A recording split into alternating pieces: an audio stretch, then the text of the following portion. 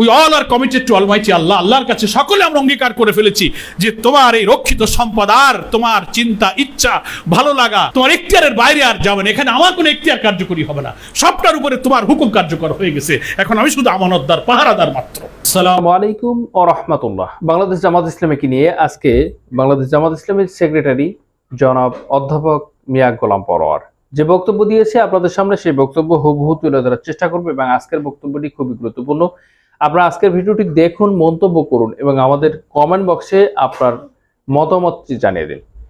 পৃথিবীর যে যে প্রান্তে যে যেখানে আছেন, দেশ এবং প্রবাসে, কাছে আর দূরে, সকলকে ধন্যবাদ জানাচ্ছি এবং আজকের ভিডিওটি দেখার জন্য বিশেষভাবে অনুরোধ করছি।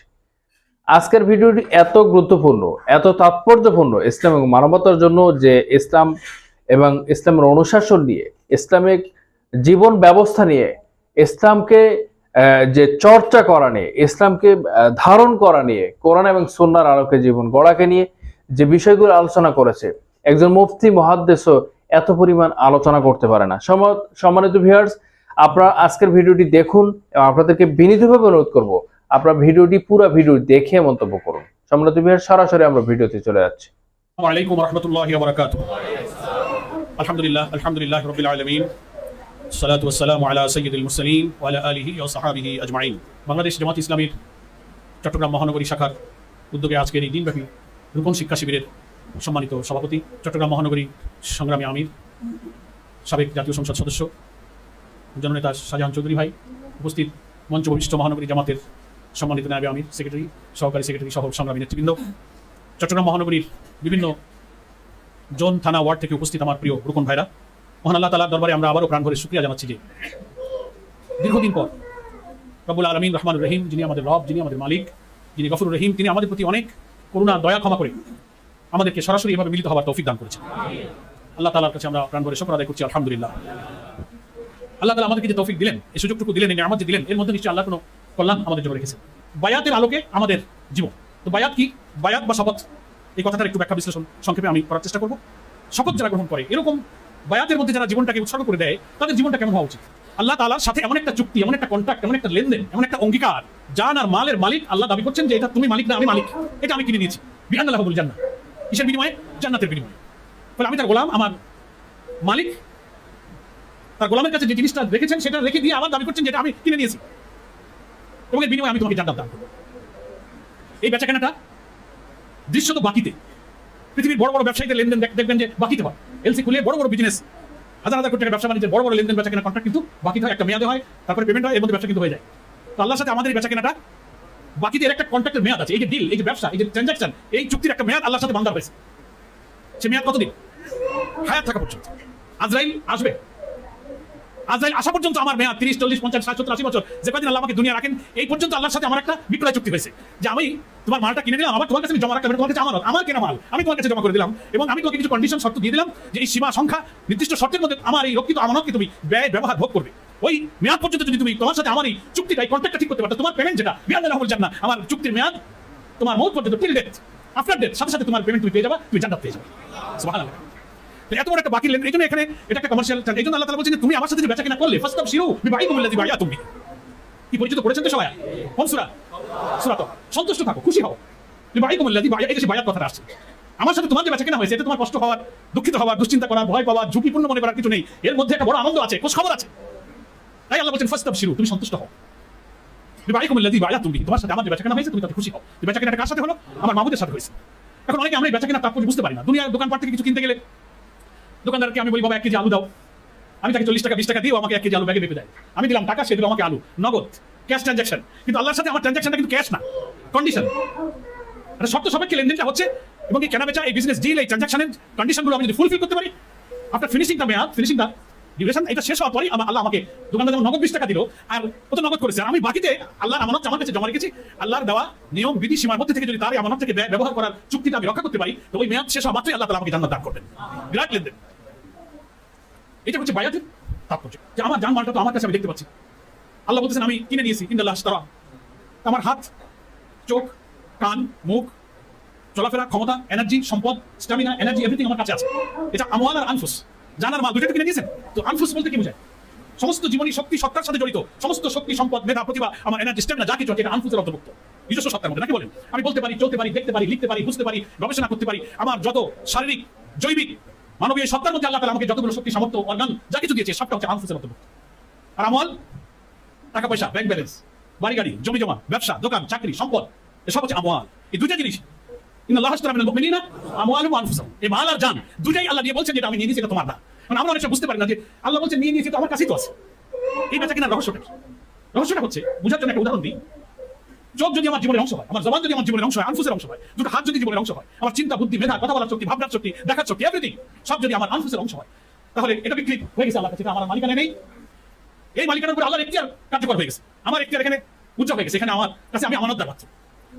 যিনি আসল মালিক, যিনি আমার কাছে আমানত রেখেছেন, তার হুকুম, তার নির্দেশ, তার বেঁধে দেওয়া সীমার মধ্যে এই সম্পদগুলোর ব্যয়, ব্যবহার, ভোগ আমাকে করতে হবে। তার অর্থই হলো এই আমানতের জিনিসটাকে তার কাছে আমি বিক্রি করেছি বা সুপর্দ করেছি। তাইলে আমি আমানতদারির পরিচয় দিলাম। এর কোনো রকম ব্যতিক্রম করলে আমি খেয়ানতকার হয়ে গেলাম। অপরের সম্পদ, অপর মানে কি আল্লাহ, মূল মালিকের সম্পদের আমি খেয়ানতকার হয়ে গেলাম। এখন আমি যদি এই উদাহরণটা এইভাবে দিই, দুটো চোখ আমাকে আল্লাহ দিয়েছেন, এই চোখের মালিক কে? আল্লাহ। আমি আল্লাহর সাথে এই কন্ট্রাক্ট, এই বায়াত, এই লেনদেন, আমি যখন এই কথা বলেছি যে ইন্না সালাতি ওয়া নুসুকি ওয়া মাহইয়ায়া ওয়া মামাতি লিল্লাহি রাব্বিল আলামিন, এই কন্ট্রাক্ট, এই ডিল, এই ট্রানজাকশন, এই শপথের মধ্যে we all are committed to Almighty Allah, আল্লাহর কাছে সকলে অঙ্গীকার করে ফেলেছি যে তোমার এই রক্ষিত সম্পদ আর তোমার চিন্তা, ইচ্ছা, ভালো লাগা, তোমার ইচ্ছার বাইরে আর যাবে না। এখানে আমাদের ইচ্ছা কার্যকরী হবে না, সবটার উপরে তোমার হুকুম কার্যকর হয়ে গেছে। এখন আমি শুধু আমানতদার, পাহারাদার মাত্র, নাকি বলেন? এই যদি এর তাৎপর্য হয় অন্তর্নিহিত, তাহলে তার অর্থ দাঁড়াবে যে আমার দুটো চোখ দিয়ে আমি আল্লাহর সাথে কথা দিচ্ছি, হ্যাঁ এই চোখের মালিক তো আমি না, এটা তুমি। তোমার এই চোখ তুমি আমার কাছে জমা রেখেছো, আমি তোমাকে বুঝে দিচ্ছি। আজরাইল আসা পর্যন্ত আমার এই দুটো চোখ দিয়ে এমন কোনো দৃশ্য আমি দেখবো না যে এই চোখের মালিক তুমি এটা নিষেধ করেছো। এমন ভাবে চোখ দুটোকে ব্যবহার করতে পারো, অর্থই হলো চোখ দুটোকে আল্লাহর কাছে বিক্রি করে দাও। কথাটা বুঝতে পেরেছি আমরা? আল্লাহ তুমি আমাকে একটা জবান দিয়েছে, জবান দিয়ে আমি কথা বলতে পারি, মাকে মা বলে ডাকতে পারি, বন্ধুর সাথে কথা বলতে পারি, স্ত্রী সন্তানের সাথে ডাকতে পারি, আমার মনে ভাব প্রকাশ করতে পারি দুনিয়ার মানুষের কাছে, আমি বক্তব্য দিতে পারি, মানুষকে বোঝাতে পারি। এই জবানের মালিক আল্লাহ, তুমি, আমি না। আমি তোমাকে কথা দিচ্ছি, তোমার সাথে অঙ্গীকার করেছি, মওত পর্যন্ত, আজরাইল আসা পর্যন্ত তোমার এই জবান দিয়ে এমন কোনো কথা, বাক্য, শব্দ উচ্চারিত হবে না যা এই জবানের আসল মালিক তুমি নিষেধ করেছো। মওত পর্যন্ত জবানকে এমন ভাবে কাজে লাগাতে পারার অর্থই হলো এই জবানকে আল্লাহর কাছে বিক্রি করে দেওয়া। আল্লাহ তাআলা বলেছেন, মা ইয়ালফিযু মিন কাওলিন ইল্লা লাদাইহি রাকিবুন আতীদ, তোমার জবান থেকে এমন কোনো কথা উচ্চারিত হয় না, এমন শব্দ বাক্য উচ্চারিত হয় না যা লিখে রেকর্ড রাখার জন্য আল্লাহ ফেরেশতা নিযুক্ত করে রাখে। আল্লাহ তুমি আমার দুটো হাত দিয়েছো, এই হাতের মালিক আল্লাহ তুমি। তোমাকে আমি অঙ্গীকার করেছি, মওত পর্যন্ত তোমার সাথে আমার কাছে কিনা হয়ে গেছে, এই হাতের মালিক এখন তুমি আমার কাছে জমা রেখেছো, আমি তোমার সাথে চুক্তি করে ফেলেছি। আজরাইল আসা পর্যন্ত এই দুটো হাত দিয়ে এমন কোনো কাজ হবে না যা তুমি অপছন্দ করো, যা হারাম, যা নিষিদ্ধ, যা মানুষকে কষ্ট দেয়, যা মানুষকে অপ্রস্ত করে, মানুষের উপর জুলুম বলে বিবেচিত হয়, এমন কোনো কাজে তোমার এই হাতকে আমি ব্যবহার করবো না। এভাবে হাত দুটোকে মওত পর্যন্ত চালাতে পারা অর্থই হলো এই হাতকে আল্লাহর কাছে বিক্রি করে দেওয়া। আল্লাহ তুমি আমাকে মেধা দিয়েছো, চিন্তা দিয়েছো, বুদ্ধি দিয়েছো, প্রতিভা দিয়েছো, আমি কবিতা লিখতে পারি, গান গাইতে পারি, আমি তফসির করতে পারি, বক্তব্য দিতে পারি, আমি গবেষণা করতে পারি, আমি বিজ্ঞান, আমি সৃষ্টি করতে পারি, অনেক ক্রিয়েটিভ শক্তি তুমি আমাকে দিয়েছো। আমার এই মেধা দিয়ে এমন কোনো চিন্তা, গবেষণা, শক্তি, বুদ্ধি, বিকশিত হওয়া আধুনিক বিজ্ঞান, সভ্যতা, প্রযুক্তি, যার উৎকর্ষতার কাজে এই মেধাকে এমন ভাবে লাগাবো না যা এই মেধার মালিক তুমি অপছন্দ করো, এমন ভাবে মেধাকে কাজে লাগাতে পারো, অর্থই হলো এই মেধাকে আল্লাহর কাছে বিক্রি করে দেওয়া। এইভাবে আমার হিউম্যান বডির সমস্ত অর্গান, সমস্ত এনার্জি, সমস্ত প্রতিভা, এটা অর্থ হলো আনফুস, এটাকে এমন ভাবে আল্লাহর সাথে কৃত অঙ্গীকার রক্ষা করে চালাতে পারা জিম্মাদার হয়ে গেছে। এখন আমি এভাবে চালানোর অর্থই হলো আমার জীবনকে আল্লাহর কাছে বিক্রি করে দেওয়া। আর মাল কি? আল্লাহ তুমি আমাকে 10 বিঘা জমি দিয়েছো, ব্যাংকে 2 লাখ টাকা আছে, আমার একটা বাড়ি আছে, একটা সুন্দর চাকরি আছে, বিজনেস আছে, এবারের মালিক আমি নয়, মাল তুমি আমাকে দিয়েছো। কে দিয়েছেন? লিল্লাহি মা ফিস সামাওয়াতি ওয়া মা ফিল আরদ, আকাশ জমিনের সব সম্পদ সৃষ্টির মালিকানা তোমার। আমি তোমার মানবদার, আমি তোমাকে কথা দিচ্ছি, আমার এই টাকা, আমার এই জমি, আমার এই সম্পদ, আমার এই বাড়ি গাড়ি, যা কিছু তুমি সম্পদ মাল দিয়েছো, এই মালের একটা টাকা, একটা পয়সা এমন কোনো কাজে ব্যয় করবো না যে সীমা তুমি ঠিক করে দিয়েছো। তোমার হালাল হারামের সীমার মধ্যে থেকে তোমার আদেশের মধ্যে আমার এই মাল, সম্পদ, বাড়ি ঘর, ব্যয় ব্যবহার ভোগ হবে। মন পর্যন্ত এই সাদা দেওয়া সম্পদের আমাকে এমন ভাবে ব্যয় ব্যবহার ভোগ করতে পারা মালকে আল্লাহর কাছে বিক্রি করে দেওয়া। কথা বুঝতে পেরেছি আমরা? এটা লক্ষ্য করো, এই আল্লাহ দিয়ে গেলেন। এখন আপনি ভাববেন আমার মনে একটা আশা আছে, আল্লাহ আমি তো মন পর্যন্ত 80 বছর পর্যন্ত তোমার মালকে পাহারা দেওয়ার চেষ্টা করলেন, অনেক সময় সাহায্য করেছি, শয়তান সমাজ রাষ্ট্র পরিবেশ বিনিময় চেষ্টা সম্ভব বিনিয়োগ করে আমি আমার নামে চুক্তি রক্ষা করতে পারিনি, খেয়াল করে ফেলেছি, তুমি আমাকে বাস করে দাও। কোনো ইস্তেগফার করবো, আল্লাহ রসুল বলেছেন সবার আমি ইস্তেগফার করি, তুমি ইস্তেগফার করো কেন? আল্লাহ আমার পক্ষে হয় না, মন করে না, শয়তান আমাকে উস্কানি দেয়। আল্লাহর কাছে আমরা ভালো করেছি, চুক্তি করেছি, কিন্তু আমি যে সময় দিচ্ছি সারা কথা বলবো না, রসুল সাল্লাল্লাহু আলাইহি ওয়াসাল্লাম আত্মসমালোচনা আল্লাহকে দেখে কথা বলি, তখন দেখি আমার চোখে আমানত রক্ষা হয়নি, যেমনের আমানত রক্ষা হয় নাই, হাত পায়ের আমানত রক্ষা হয় নাই, আল্লাহর কাছে আমরা ক্ষমা চাই। এই ক্ষমা ছাড়া আল্লাহ পরিষ্কার মন পর্যন্ত চলতে থাকার মধ্যে আল্লাহ আমাদের বান্দাকে মাফ করে দেন, নাকি বলেন? এইভাবে যদি আমি চুক্তি রাখতে পারি, এই আমানত যদি আমি রক্ষা করতে পারি, আল্লাহ বলবেন আছে বিল্লাহি ওয়া জান্নাত, বলে বলবেন একেবারে বহুতের সাথে সাথে আল্লাহ আমাকে জান্নাত দান করবে। আমি দোকানদার সাথে সাথে আমি 2 লাখ টাকা দিতে পারবো, আল্লাহ বলছেন আমি দোকানদার তো হবো, আমার বাকি এই 80-70 বছরের পরীক্ষা দিতে করতে হবো, আমার পুরস্কার দেবো, আল্লাহ তাআলা সামনে বসে আয়াতের মধ্যে বলেন আল্লাযীনা তাওয়াফাহুম আল-মালায়েকাতু ইয়াকুলুনা সালামুন আলাইকুম উদখুলুল জান্নাহ বিমা কুনতুম তা'মালুন। এই আয়াতের অনেক আয়াত আল্লাহ বলেন ওকে পুরস্কার দান করে সময় যখন কোনো মুসলিম ঠিক আছে এই নিয়ে এই কথা বলতে পারো, ওই মধ্যে এই